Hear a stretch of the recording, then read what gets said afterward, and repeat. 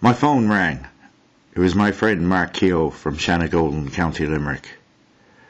"You've got to come up here and see what's going on around here," he said. A few days later, I went up and paid him a visit. What he showed me scared me. That's when we started making this film.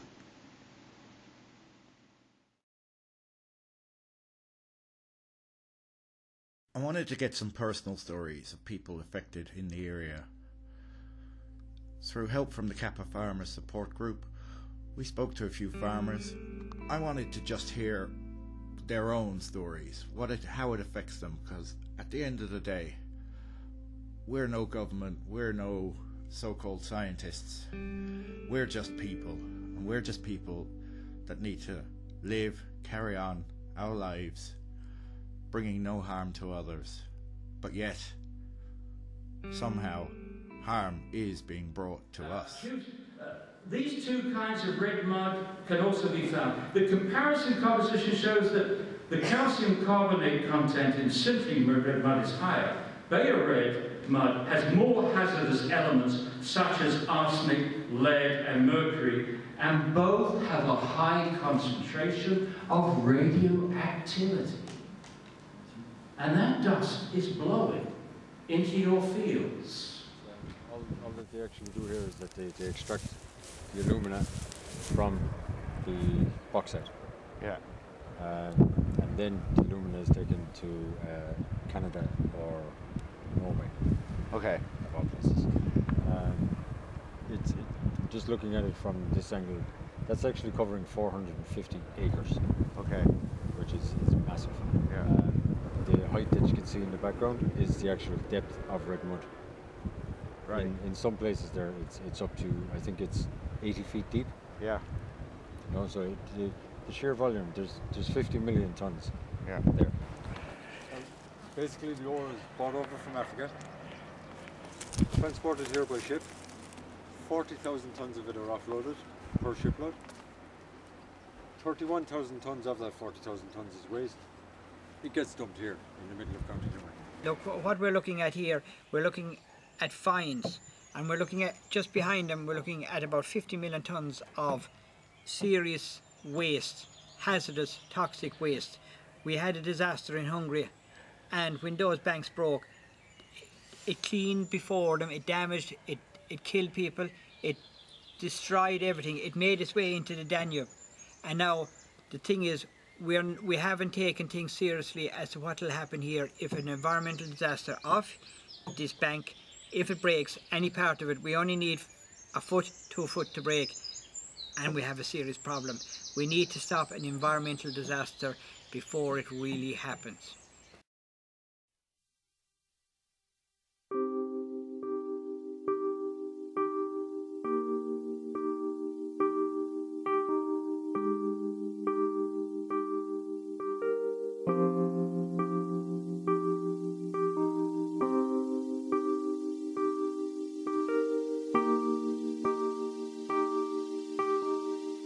Stuart was fine foot of young lad, fine strong lad. And we were... Ewing sarcoma that he had isn't normal around here. It's 4 of them is a cluster in America, and 2 come out of one house, non-related, in this area. As in like our lad and the previous people who lived there before us, their son also died of it. And then you see this savage red ponds here, built right next to the estuary, just a few feet from the estuary. It's like someone slashing a Renaissance painting. It's like blood. It's blood on your hands. Blood on somebody's hands. The story was that things went bad very fast and no one kind of knew what was causing it. And then people were saying, yeah, look, there's an alumina factory next door. The emissions coming out, we're going out collecting our cows in the morning to bring them into milking. We're finding our face being burned. It seems to be caustic. They didn't know what was in the air. Cows were coughing.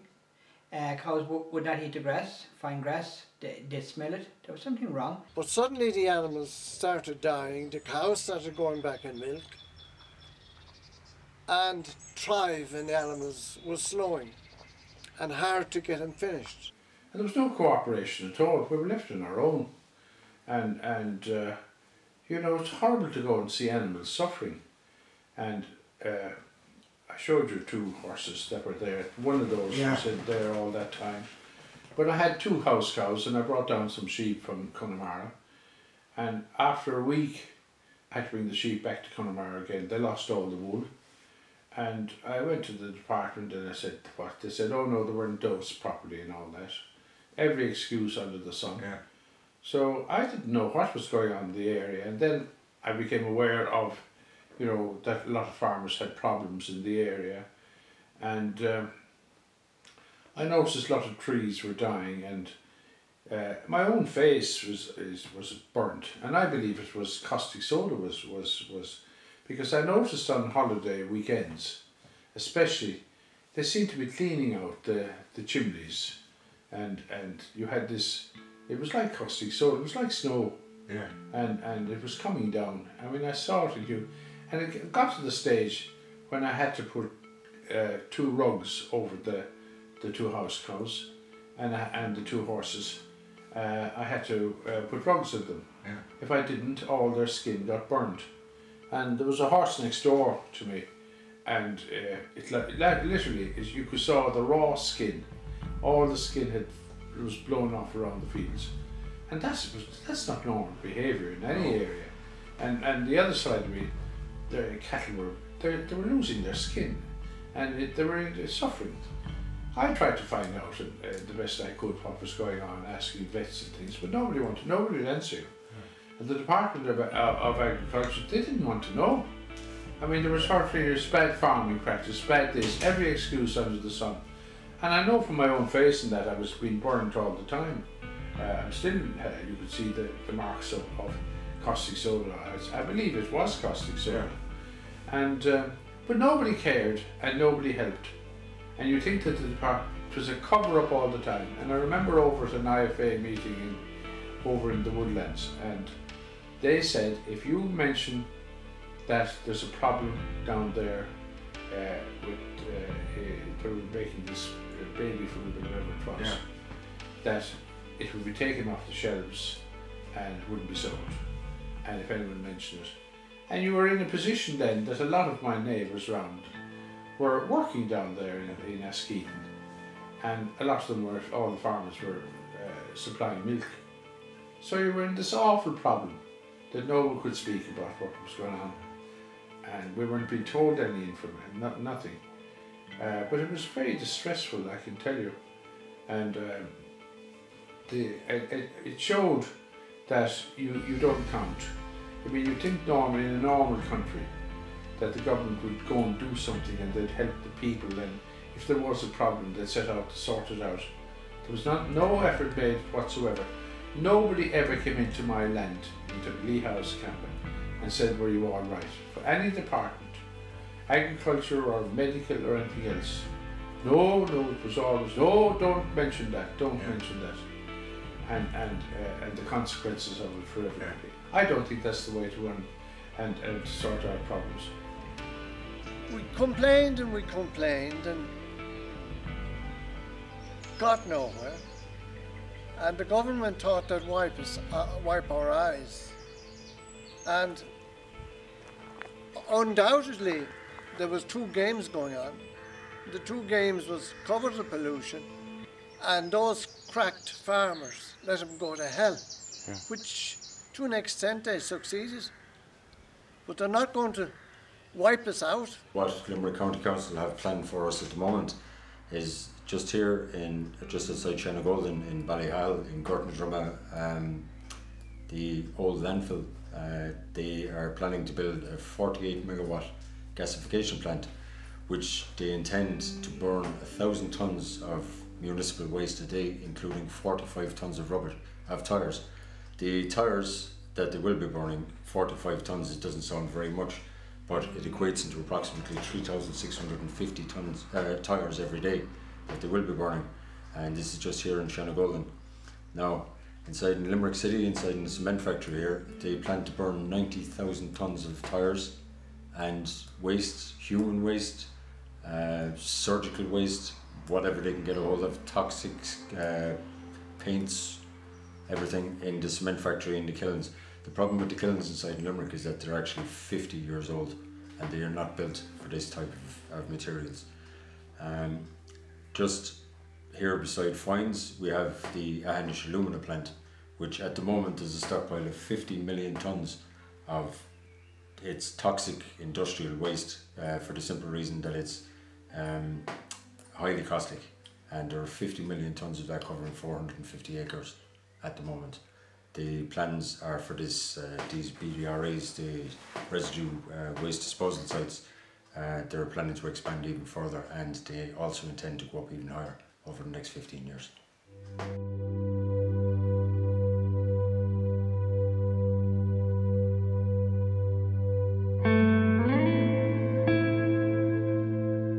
A lot of farmers around who had similar problems, and I suppose we went and looked for help, and the first people that gave us the help were the state, and they set up an investigation in 1996-97, and they looked at the problems, but they didn't seem to look at the industry that was causing the problems.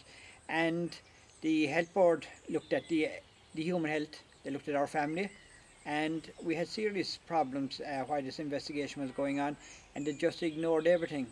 We were one of the families who gave in samples at the times that we've been polluted, and that was evidence as to who was causing our problems, who was causing damage to our kids and to ourselves. Like my wife suffered 3 miscarriages through it, and you know, I had serious problems, our kids had serious problems, and no one wanted to help us. It was the same story everywhere.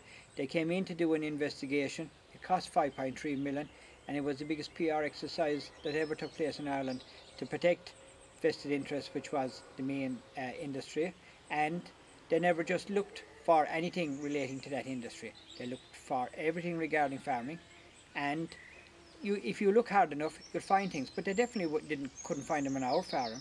We had no viruses, we had no worms, we had no anything. We had a very clean farm, but still they needed to find something, and they lied about what they were finding here, and we have proof of that.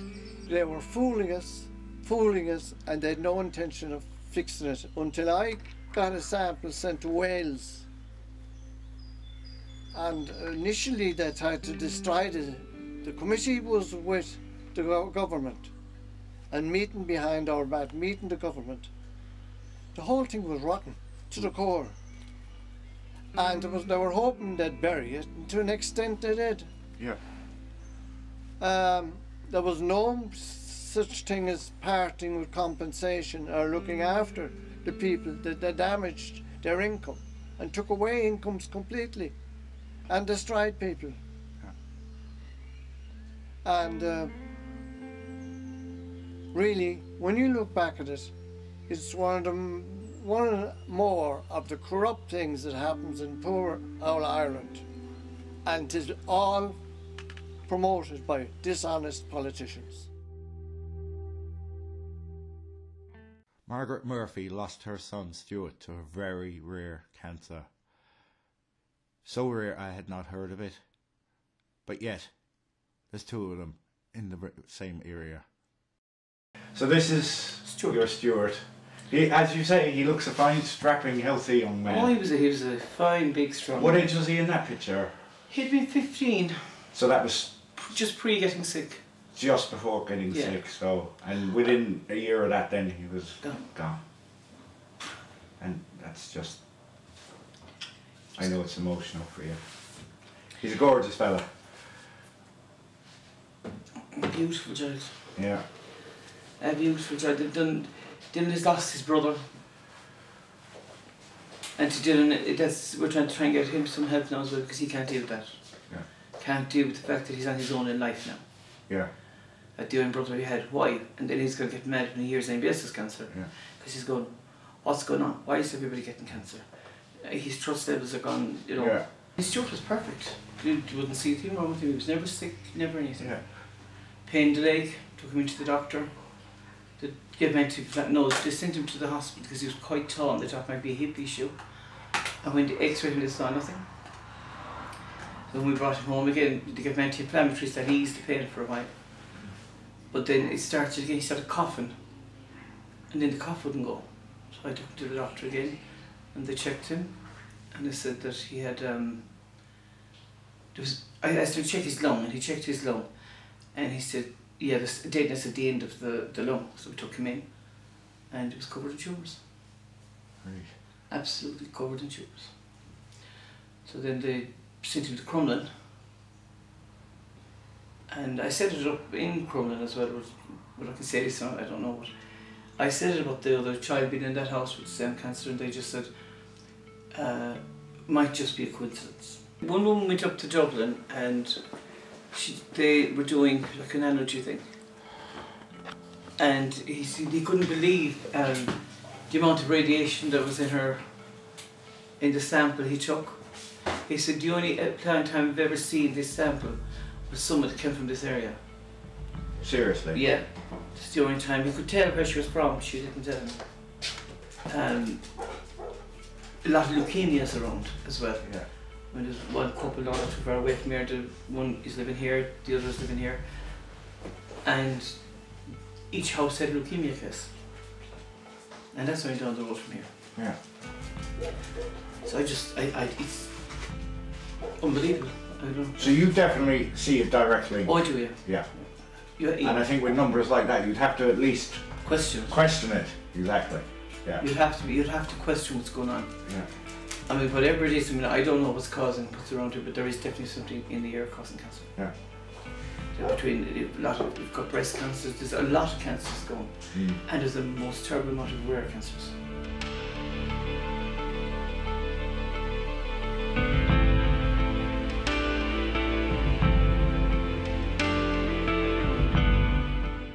We don't really know what it is, but there's something going on. Right. There's something not right here, isn't that right? Yeah. We've often said that, even like, yeah. You know, we just get out of here, but like that, we're not in the financial position to do Yeah, that. exactly, yes. Yeah. But if I were in it, I would be going to someplace there's much healthier to live. Yeah. I mean, and it's a beautiful house and a beautiful area. It's such a shame. It is a shame. This has been ravaged. And totally ravaged. Yeah. It is. You've said it many times. Even Dylan Olison had said, like, man, we'll just get out of here. Yeah. Because he relates it back because Stuart died here in the house as well. Yes. Yeah. And that's not easy for him to deal with. But he doesn't trust the area anymore. Yeah. And then, like, he knew one of the girls got the brain tumour at school, and he got really, really upset over it. He goes, is this going to kill everybody? This is the opinion he's getting. Yeah, actually, it's between leukemia and all these other cancers, and most of them are rare. Like, I don't know why. I'd run from here, of course. Yeah. I maintain this place would be like the likes of Chernobyl. So have to block all around it, keep people out of it. Yes. That's good. It's a good description, actually. But that, to me, is what it looks like it would have to be done. Yeah.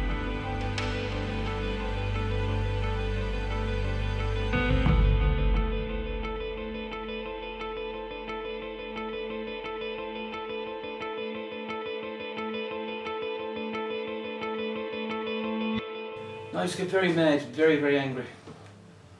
You think, and then they won't do anything about it, or trace it, or find out why.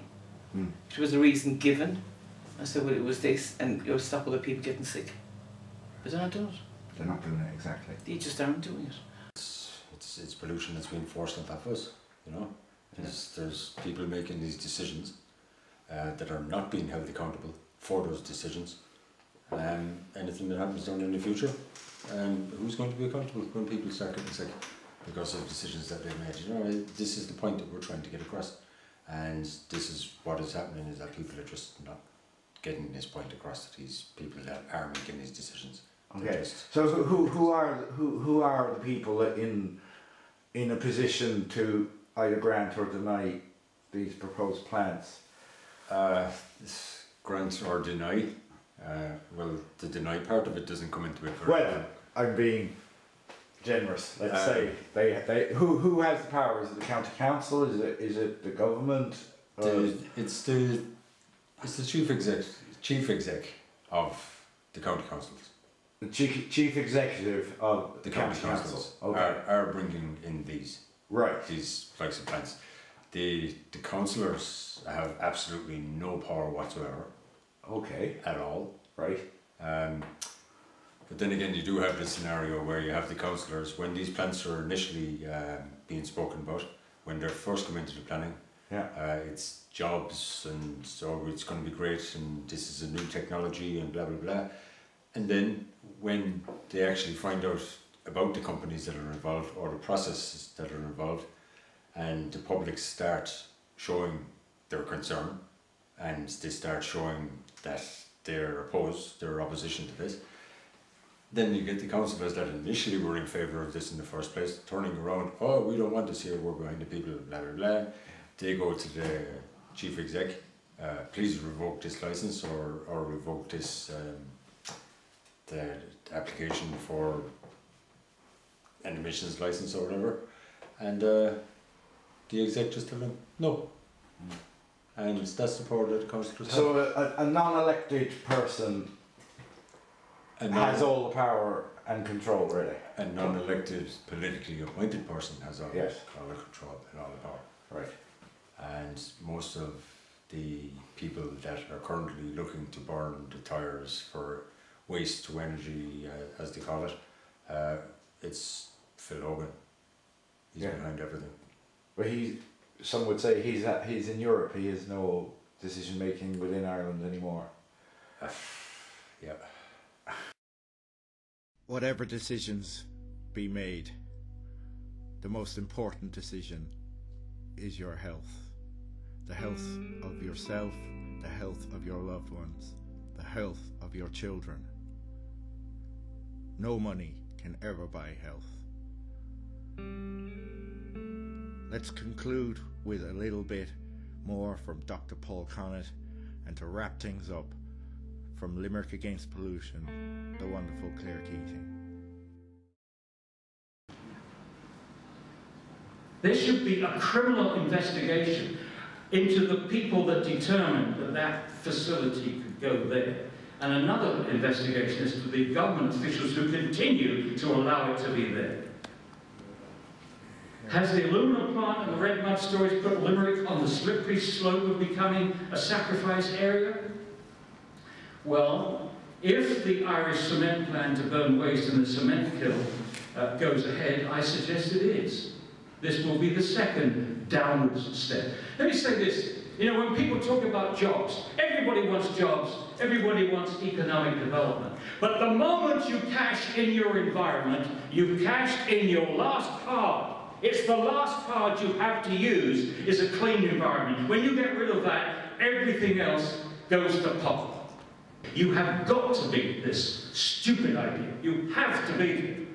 And you've got to draw as much blood in the process, and not literally, but pain, so that they never come after you with another stupid proposal like this.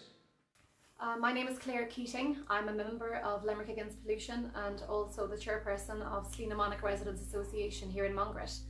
There are approximately 50 houses constructed in our estate to date, and I got involved with Limerick Against Pollution because of Irish Cement's application to incinerate 90,000 tonnes of hazardous waste at their plant as a form of alternative fuels. I suppose living so close to the plant, we're approximately 420 metres away, and we feel that it's quite dangerous. It's a dangerous proposal and quite hazardous in terms of air pollution. So we have lodged an objection against their plans, and we're currently at on-board planola stages with regard to that. Incinerating hazardous waste in an ageing, accident-prone cement kiln in a highly populated area is part of the cancer problem. Limerick City has already the highest rates of respiratory illness and female colorectal cancer in Ireland. Industrial emissions have already poisoned the air, animals and people of Limerick County. It's too late for a skeeton. Don't let the same thing happen here in Limerick City. The same EPA, the same council and the same HSE have failed the skeeton, and now they're going to fail us as well. Self-regulation has not worked, the system is broken, and we need to stop this. It's so important that we, the public, who have planted roots here in the city in terms of employment, buying property, enrolling children into the local schools, have the God-given right to live normal lives and not be at risk of breathing polluted and toxic air from a plant that will, in time, expose us to increased risk of contracting respiratory conditions and forms of cancer down the line. This has been proven in countries such as Slovenia, France and Iceland, where incineration practices have devastated entire communities with spiralling levels of cancer, lung disease and grasslands destroyed by dioxins. There are 18,000 medicated asthma sufferers here in this city, according to the Limerick Post recently. That equates to 1 in 5 people in this city. If you would like to support us, please do so by sending an objection to the EPA via their website. You can also get information on our Facebook page, LAP Limerick Against Pollution, and also via our website, limerickagainstpollution.com, or by sending us an email, limerickagainstpollution@gmail.com. Thank you. So what are the common themes? People, animals getting sick, dying, farmers, etc. getting blamed, EPA investigating basically itself, cozy deals and cartels, and we have very little say, and yet we are the victims. So let's not be silent anymore. Irish Cement are currently self-monitoring and sending their data to the EPA themselves. We don't have much faith in the EPA, to be honest, especially with the head of the EPA, a woman called Laura Burke, who is an ex-director of the incineration company Endeavour. So the EPA certainly leave a lot to be desired with regard to their responsibility and their role in looking after public health and looking out for us here living so close to the plant. And they say, well, this is not toxic, but Pat is making it all up. He's just trying to make money, he's making it all up. Well, I tell you, he's not making it up. And you know how I know? Because the first thing the government does when you have a scandal like this, a pollution scandal like this, and the decision to put this crap here, is that they blame the farmer. Anything that happens, they blame the farmer. Pat, my husband and myself have been doing this since 1996. We were 19 days into a 2-year investigation with the Department of Agriculture regarding our animals. That was our inspiration. They tried, within those 19 days, after just seeing our animals for those 19 days, they decided we were very bad farmers and we were horrible to our animals. So we turned around, and that was where we started the fight. Then it transgressed onto 1998 when my eldest daughter here, Amanda, was badly affected by a very bad fallout of pollution, and to this day those effects are still ongoing. And my other daughter, Megan, they have been our inspiration, they continue to be our inspiration. Limerick is already very badly polluted. We don't need more into it. We stopped milking because we knew what was going into our milk, and we couldn't, on all good conscience, sell that milk into the food chain. After she showed me her son Stuart's picture, Margaret also showed me the poem which had been read at his funeral, which he wrote soon before he died. Would you like to read it, or shall I read it? No, you read it. Okay, so this is actually written by your son. He wrote that, yeah. Yeah. Living, it's called. I felt the pain of life in only a year. I felt the power of God that might not exist, but I still fight on through the pain. I may have scars covering my body or limbs removed, but I still walk through the fire of longing. I know it will be over soon, and when it is, I will be free of selfishness and bad doings, because I paid the price of health.